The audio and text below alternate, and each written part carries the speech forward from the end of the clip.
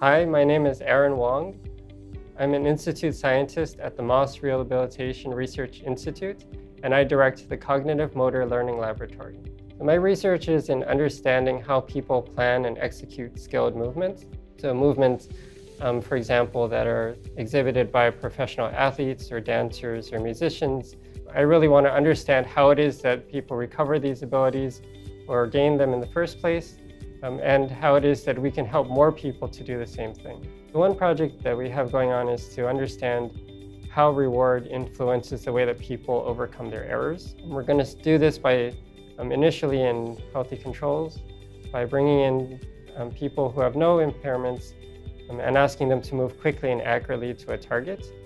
Unbeknownst to them, we introduce a manipulation that increases the amount of error they have as they're moving. We then offer people a particular amount of reward, and we look at how that changes the way that they learn. We then intend to bring in a group of patients with Parkinson's disease, introduce them to the same manipulation and reward, and see how their performance differs. And this would allow us to understand how the basal ganglia is important for learning. We know that people who are more motivated are willing to exert more effort in order to improve their behavior. And we know that patients with Parkinson's disease, if they're asked to move to a target more accurately, will tend to slow down much more than a healthy individual would. And we think that this may be because their motor systems do not weigh the balance between effort and reward in the same way that other individuals do. One of the main pieces of equipment we have in the lab is a 2D exoskeletal robot that allows people to place their arm in the robot,